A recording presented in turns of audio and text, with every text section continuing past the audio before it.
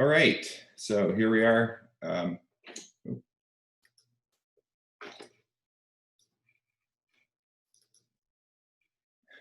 There, I had to change view. Deb, it looks like that the video recording will start with your face in view. I had clicked on the wrong one, so I hope you're okay with that.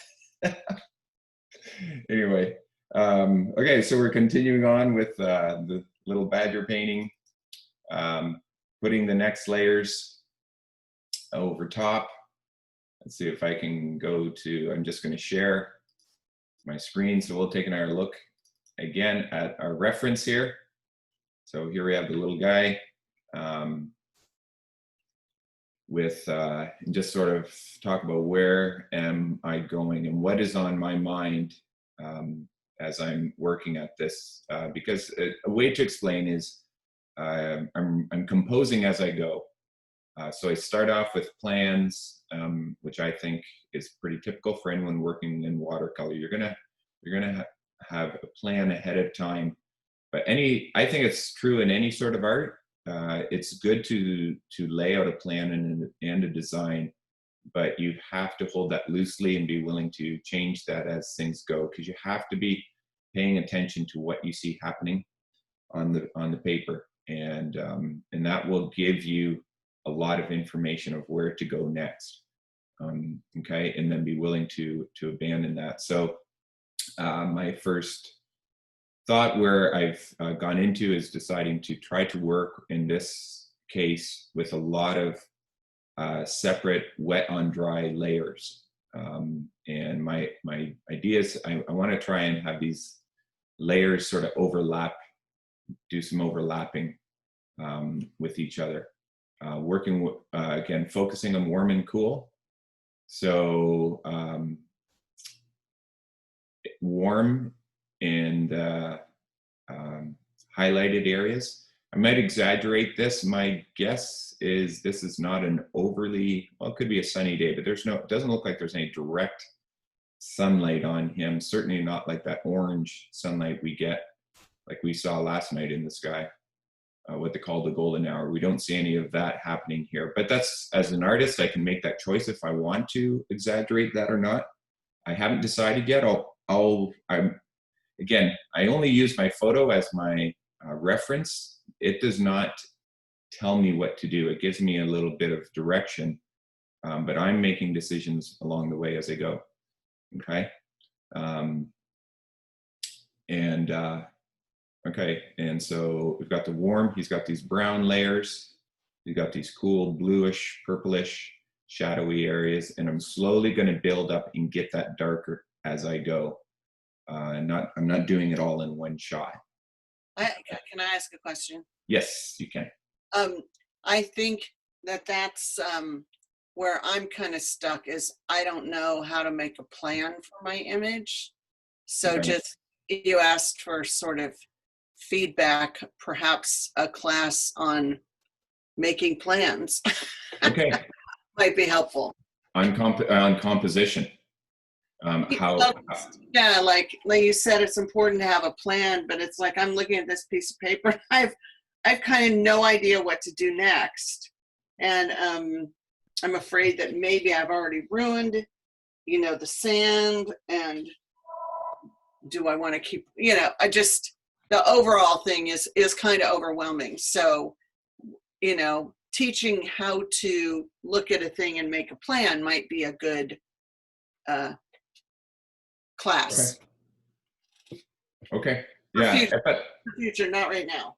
Okay. Yeah. And if at some point, Mary Beth, you want to just even take a photo of your picture, and then someone I think you could screen share it or something like that, so I could get a clear view of it. Then I could also talk to you a bit about that as well. So during the class, right? Oh, we could do it during the class or after. Okay. We could do it right away, because here, I'm just going to pause this a second.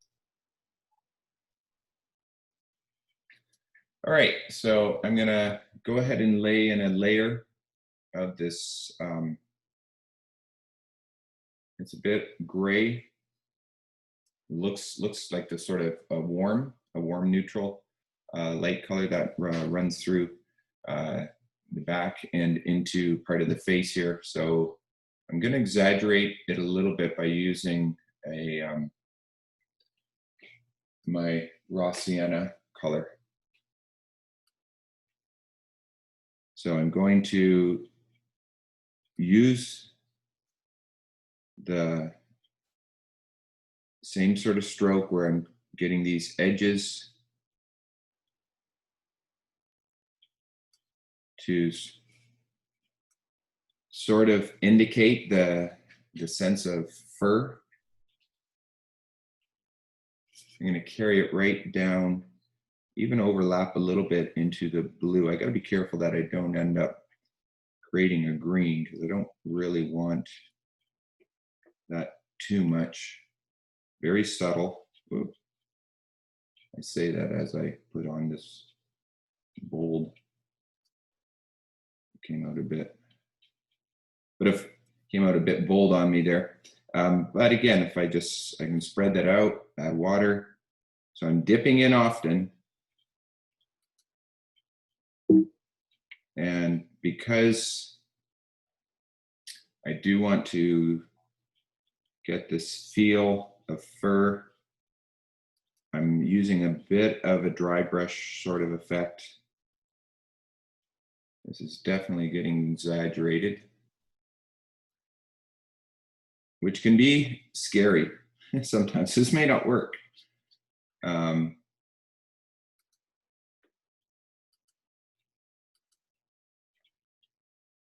It may be too much, but we just are going to go for it and try it.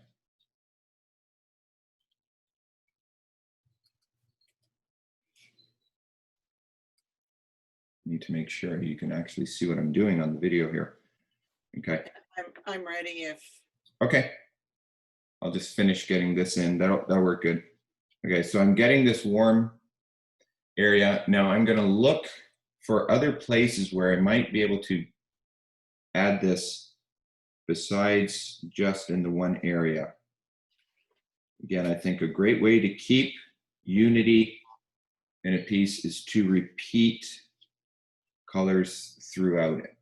So, so I'm going to look in my piece, look at my photo, again, using that as a guide to give me a suggestion as to where else can I put this color. So it's not, let's see if I can hold that still. So it's not just there. I feel that's going to end up making it too disjointed, I guess. Yeah, just not unified. So I'm going to put a hint of it over here on this side to balance that out, warm up this. I hardly see that in the photo, but I also do know that this is the warm side. So I'm going to put just a little bit on that ear to balance it out. Just a little bit on that ear. And I'm going to put some in his nose as well. And I'm going to overlap both colors, the shadow. So get a warm that overlaps the shadow and the highlight in the nose to sort of bring those two together. And I'm going to bring just a little bit of it down into here.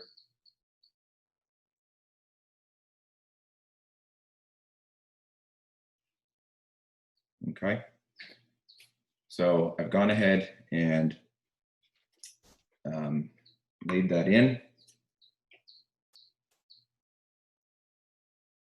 And we'll see. I'll be able to tone that down if I have to. That's the beauty of it, is I don't have to worry too much if it's if that's too bold, too intense.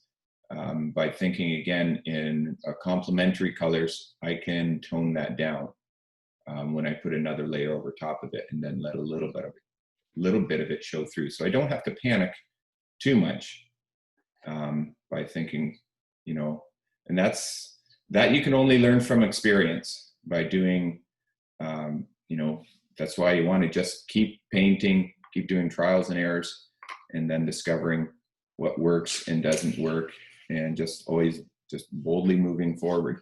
And what is it? A photographer, Mary Beth Ubale says, isn't it? It's like 1 out of 100 photos you sort of expect to actually, you take 100 photos and one of them, right? That's what they taught us when I took photography in college.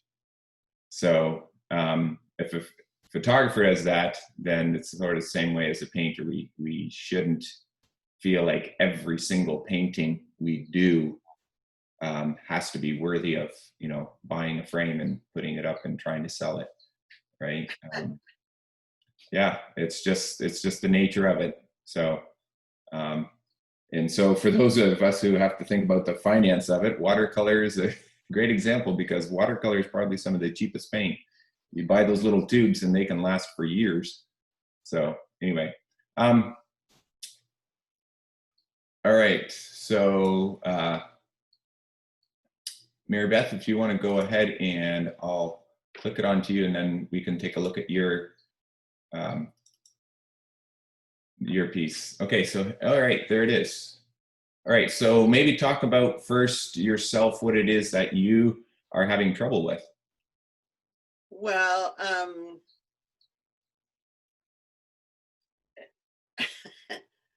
I kind of, part of me wants to do the sand now, because if I totally wreck it, then I won't have wasted the time working on the dog. Part of me thinks I need to start on the ocean, because I need to know what blue that is, so I can do, I think that idea of, bringing that blue into other places is important, that you've taught.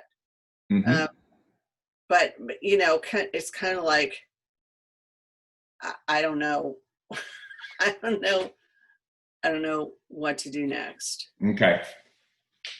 Okay, so looking at this, at the sand, personally, I really like what has happened, to be honest. I was getting some texture by dabbing with the Kleenex when it was. Yeah. Okay, so you're getting all sorts of wonderful sections of texture. And what I really like is that you did not try to totally just replicate what's happening in the photograph. Now let's remember, the dog is your focal point, right? The dog's the emphasis, not your sand. So your sand simply just has to be you could say like a backdrop that is supporting in giving us giving our mind a place to know, where is this dog? And it's just doing the setting. Just like in a play, your backdrop does nothing more than tell you, where is this happening? It gives you a place to, in your mind, to put the story. This is giving us a place to put the dog. And now that's all it has to do. But because it is there on the paper, you still want it to look attractive. Just my personal honest opinion, but I actually think you've accomplished both of that. Because I like the texture. Now, personally, I think if you go back to it, I think you're going to get overworked. I don't feel to me, it doesn't feel overworked. I love this area over on the left-hand side where it's lighter. Wait, let me see it. Yeah, all the right where your cursor is. I like that area. I like what's happened to it, and it looks like, that's probably where you were really dabbing at it. And it moves, you have the gradation. And so it's created also just a sense of plane. I don't know if you know what I mean by that, like an actual plane. Like, it's not going vertical. It's not just a brown shade going vertical. It's a depth. It's going away from us. And that is going to be increased when you get the ocean painted in, okay? So the only thing that you really need to do is, like I said, is get hints of whatever colors you used in doing the sand, hints of that here and there in the dog, okay? Even if you have to go away from the original photo, okay? Now, the whole dog doesn't have to become that color, but it'll just be hints of it showing up here and there, so he doesn't feel like he's separate. See, one thing we have to understand, just because two things happen to be on the same piece of paper does not automatically make them the same picture, just because they both ended up on the same piece of paper. you as an artist have to make sure they unify into one paper, okay, or sorry, into one picture, okay. And one of the simple basic ways to do that is through color, just having color repeating. So that's why you want to get some of that color into the dog. What your shape, what's happening, you've got a basis, the base foundation with the dog here happening. So okay, so the next thing, if you could definitely go with the ocean if you're feeling that there's not a problem. You know, again, you have to remember there's not a right and a wrong way. Like, you're not really doing anything wrong. Some teachers, some artists, when they teach, will teach a very strict method of this is how you do it. But then you go to another teacher and they're going to teach you something that might be totally contradictory. So you really, you take what works for you, and then you let the rest go. So, and that's even with what I'm teaching you guys. You have to take what works, and feel that freedom to explore and find what works for you. That's why it's always so good to have more than one teacher, right? So, okay, so, but a plan, Mary Beth, where to go from here? I would, if I was doing this, well, if I was doing this, I would have been dropping in hints of that color already in the dog at the same time, okay? To get that established. I would have been probably working on the dog more than the background. I can understand probably in your case, before you tackle the dog, you want to give yourself a little more experience before you step into that. Anyway, but that's okay. So that's fine. It's not, like I said, it's not a mistake that you're doing the background more than the subject. I just typically feel that's our primary focus, and so that's where we make the decisions on our subject matter, our focal point, and then the secondary and tertiary, like the next areas of focus, all the way to the background. Those come in order after that. So so now, just like you've started with your highlights. You're slowly getting darker. Then you got your next values in there, just a little bit darker, that kind of purplish color. At least that's what it looks like on my computer screen, kind of purplish. And now you can just go on to the next. Okay, so now what's the next darkest? And really just try to keep looking at everything as just a shape of color. And I think you're doing that already. It looks like to me you're already doing that. So I'm just encouraging you to keep going down that path. Look at it as just a shape of color. Thinking most in terms of value, how dark and how light, and how warm and how cool. Excuse me. And try to get them in the same place, try to get that shape as accurate as you can, paying attention, soft edge or hard edge. But if you're thinking about all those things and not thinking dog, you'll be in a better place. Okay. Yeah. When we're learning to get those basics, it's like you have to get those techniques down, and then a more experienced artist, after a while, you don't have to think about that. Then you can really think, be looking at this, okay, thinking about the dog, thinking about his character, what's happening, and how can I bring this out? And then you're working really more from feeling. Okay. Again, if I compare it to music, a pianist that we go listen to on stage we want him to play from the heart and from his feeling. And that's all that's coming out. And he's only focused on how he's feeling, and the emotion comes out in the music. However, for him to get to that point, he had to do all those scales, and he had to not be focused on feeling. He had to be focused on technique. So there's an element of that, right, where you have to focus on right now just shapes, So you're thinking not thinking dog and expression and mood, and you're just thinking color, value, dark and light, warm and cool, and shape. And that's all you're thinking. Um, Not so much to the point where you begin to not enjoy yourself. Just like if you're, again, a pianist, if they're so drilled too much with scales, they're going to hate playing the piano and they'll never get there. So you find where that is for yourself. So, um, So you said shapes, dark, light, cool, warm.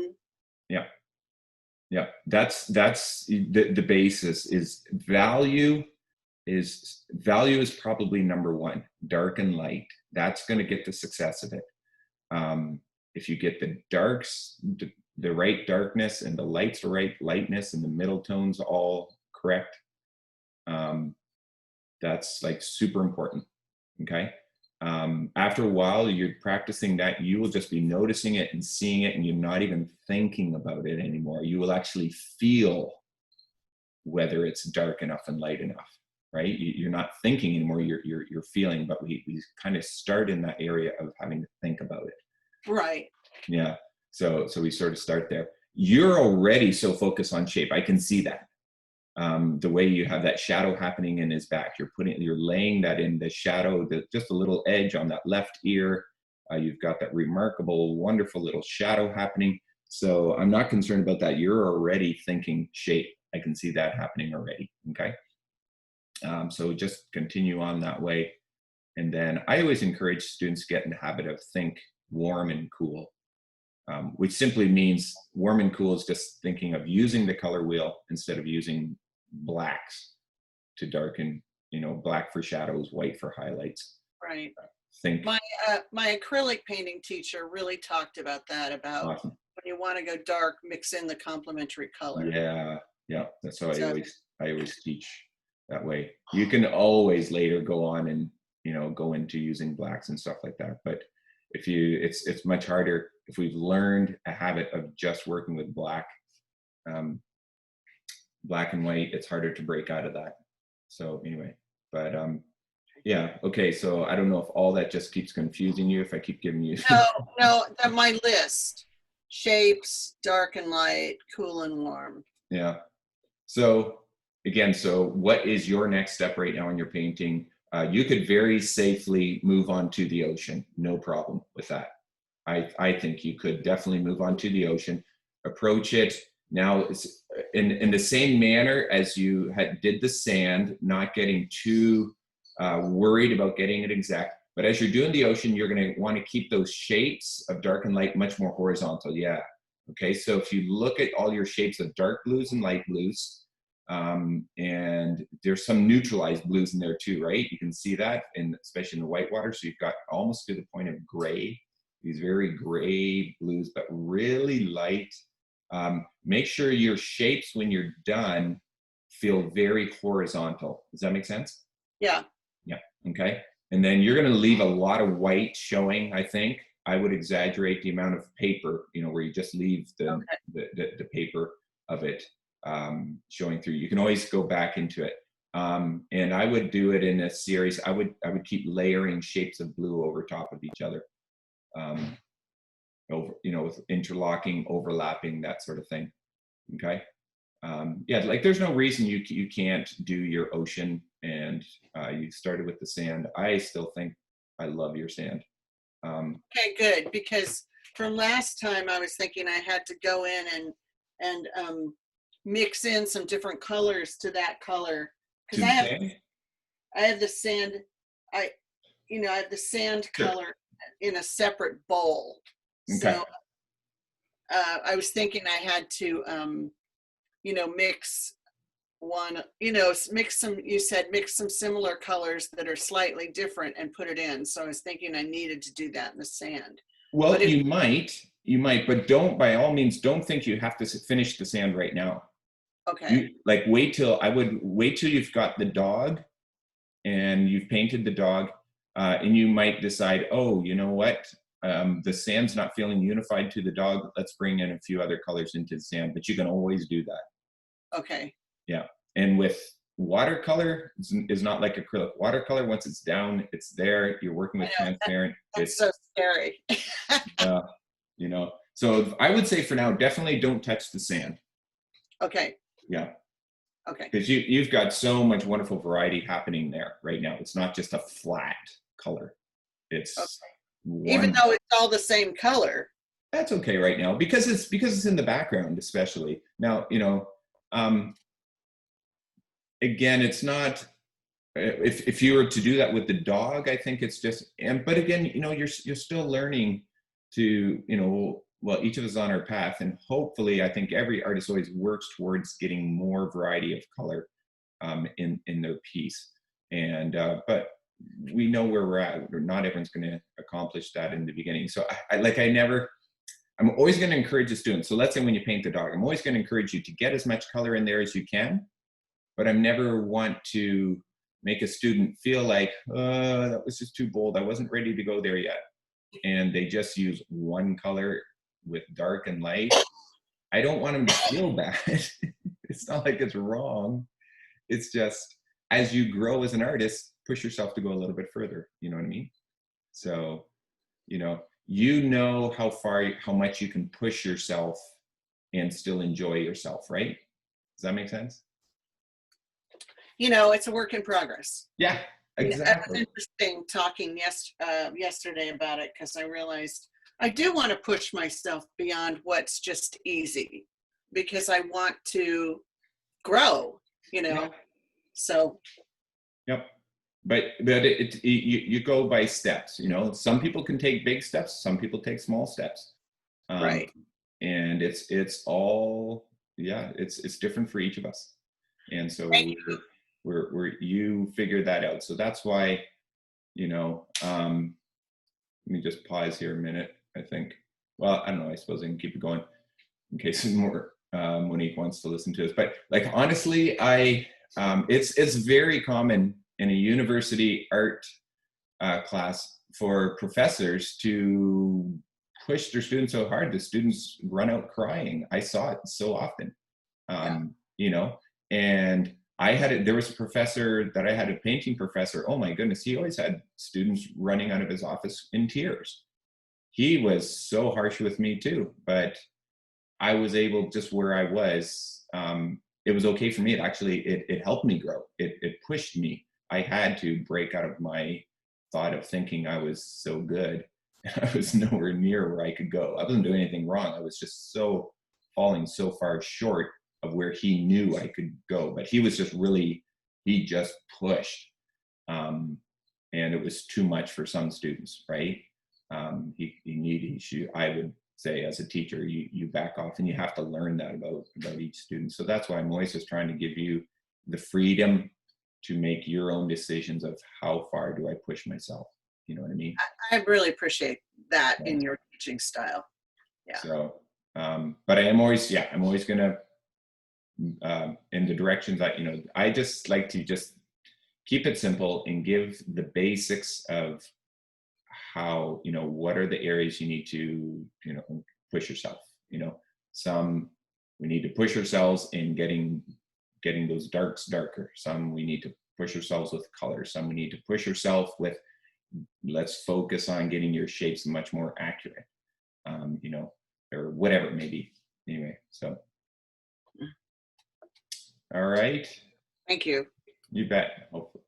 So hope that helped. That definitely gave good time for my my next layer here to dry. So that's perfect. So I can go over that again. I think we're focused on my little guy here. So yeah, so this definitely is too yellow for my liking, but that just simply means I need to layer another color in there. So, but this is the approach that I really want to take with my piece of layering of different sort of shapes of value. So I'm going to throw a nice faded gray over some of this now.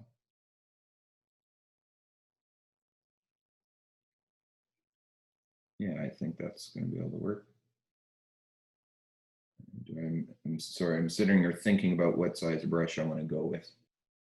I'm going to set this brush aside a second here and grab a smaller one.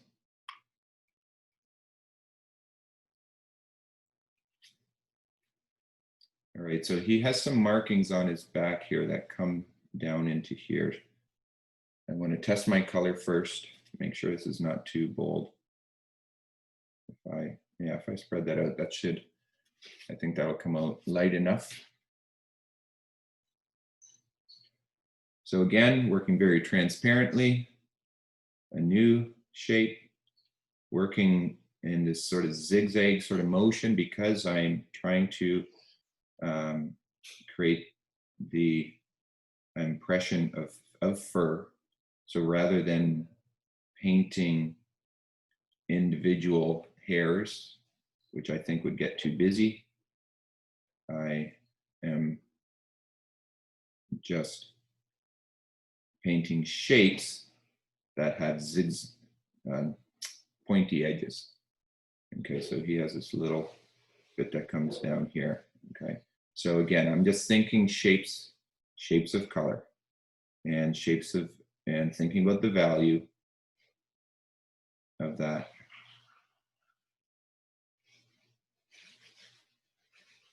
By overlapping, making sure that all my colors, my shapes of color keep overlapping, it also helps with unity. It will help carry the eye from one shape into the next. Okay, so so it's going to help this yellowish color not feel so so standoffish. I guess that's the only way I can think about it right now.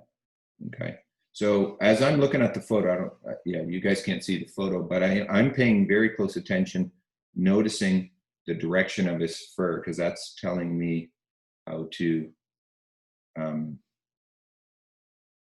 put this in there. Okay, so I think we can see this is already helping to tone down some of that yellow. I don't want to cover it up completely, which so often we do in a panic. And I understand that. Okay, while I'm at it, I'm going to carry it into this shadow and get this a little bit darker in here.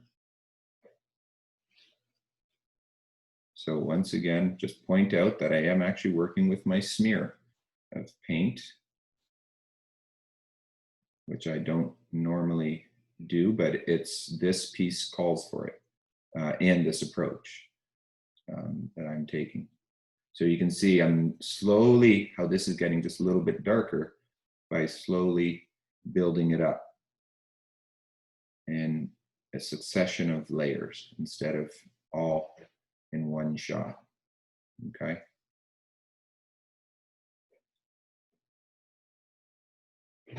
There's a whole dark area back in here that needs to get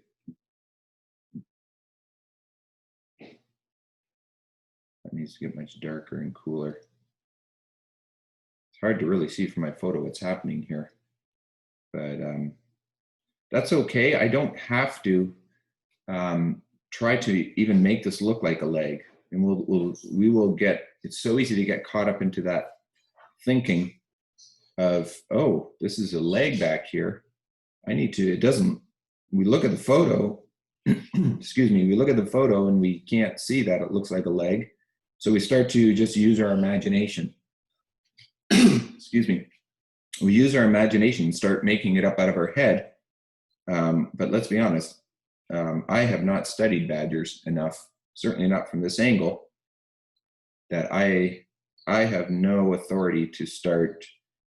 I'll use that term, authority. I have no authority to start trying to paint a foot out of my head. I have no idea what badger feet really look like, but I can see these shapes, and I know what that shape looks like, and I can see how dark it is. And so that's all I do, is just repeat what I see. I see the that shape. And I'm just gonna just repeat that. And then this gets dark back here on this side. So I'm gonna also layer that in. As tempting as it may be to go grab that dark, dark Payne's Gray puddle right here. And I could, there wouldn't be anything wrong, except for the fact that I've already determined, and that's one thing in my plan I do want to stick with, is this layering of shape. These shapes overlapping each other, and a slow buildup of transparent shapes of wet on dry. So that's, and I look at my piece and I think, yeah, I think it's working. So there's no reason to not continue on that way, because I'm pleased enough with what I see happening. It's getting just enough texture, okay, to create that sense of fur. Okay, so I'm going to stop there with that one. Well, maybe I won't. Let me look at it again. Where else could I use it? This shape stops a little too suddenly. So I'm glad I did decide to switch to this thin brush. I don't think I would have been able to capture what I'm able to get right now had I stuck with that first big brush that I had in my hand. So that's something you want to learn too, is pay attention to what are you able to do with what brush. Rick, is there a way to for you to show us the picture and what you're painting after you're done painting, so we can see side by side how you're copying and seeing it? I can try. Let me try it right now. If I share this, no, see, that's the problem. Okay, see if this will work. If I go up to the computer, okay, there it is. And now you can see the rest of my computer going off into infinity. Yeah, don't mess with your painting though. Oh, no, it's fine. It's right. Okay. Can you see that now? Yeah. Yeah. Okay. Yeah. So you can see the two side by side. Okay. So you can see the shapes. Like you see on his back end there, I think there's a tail there. It's so hard to see. I really don't know what's happening there. So I'm just going to continue on with that, but that doesn't matter to me. I think I need to go a little more on the left. It's good to put the two side by side. See, it looks like could go a little bit further, but I'm not overly concerned because what I wanted to capture was this. I just think these little European badgers are so cute. They're so cute, and they're actually very vicious animals. It's crazy. So, but yeah, so I'm seeing some differences standing out there that I need to. So instead of doing the beigeish, peachish color, you went with a golden yellow, which is going to make it a lot happier and brighter. Yeah, it's made it a little more cheery. It's pretty bold in there, isn't it? So I'm going to probably tone it down some, I think. And that's one artist may look at that and say, hey, let's get even bolder. Let's get brighter. And, let's go crazier with it. What color are you going to lay down for the crease of that back paw there? It's dark in there, and you haven't put anything in yet, I don't think. On the far off to the left, or yeah, the back leg to the left. I'll probably just go in with the same Payne's Gray that I'm doing right now. I'm just going to pull that out. Right now it looks like I think the guy in the photograph has his legs out more. The guy in my photograph looks like he's a little more cuddled and squatted it down like a cat, which does make him look a little more cuter, I think. So I'm not even sure if I will do that and just keep it as it is. you know. Yeah, I see. I was caught in the copying thing, but it's like you make these subtle changes, like the artist's, prerogative or whatever. Yeah. Um, and then you can communicate more of what you want to communicate through the animal, the cuteness, the cheeriness versus the viciousness of it. Like you can communicate emotion. Yeah. Yeah. And those are, again, yeah, and those are decisions that I'm making, as I go along. So I personally am not liking the yellow quite so yellow. So um, I'm gonna neutralize that down a little bit as well, getting um, probably my burnt umber color in there. So Gotcha. it would be fun, and I'd say if I, and I've done that in my classes. You might as well put that back. Like the tips of the ears and the nose, like the shading and everything, and the eyes and the whole stripes to coming down. It looks perfect to me, but what do I know? Well, and that's, everyone, yeah, that's always how it is, right? Each person sees differently, and each one interprets things differently. I like the more, just a little more of that orangish. So it would be fun. And I've had students do this where they, it can be a fun project too. Not necessarily with watercolor. I would probably do it with acrylic, where you really use all your just yellows and pinks and blues, and you're just using, and you have no neutral colors in it at all. And then you go paint something that is neutral, like a bear or a lion or something, an animal that's just brown. But then you don't use any brown in it at all. All you have is yellows and greens and blues. You have the color wheel. And then it's a really good exercise because it forces you, you're only going to make it look like the animal if you're paying attention to value, darks and, lights, because you somehow, then you are, let's say, so what I could be doing, here, I'll switch over to the screen. So basically what I'm saying, and I could go in that direction if I wanted to. So I'll go back to my screen here. You can see my little badger now and my cursor moving around. Instead of using black, I would somehow have to get this going dark by using dark blue and dark green and dark purple splotches of paint all through here. Probably a deep red, get a really deep burgundy or alizarin crimson type red in there. And over on this side, I'm going to be using super pale blue, super pale yellow, and you put them right beside each other. It's such a good exercise in studying value and how to create different values for all your paints. And personally, I think it's way more fun to paint a picture while you're doing it instead of just painting squares, because that's the other way that you teach. You're just painting squares on a page. That's a fun exercise you guys could try on your own. You could do it with watercolor too.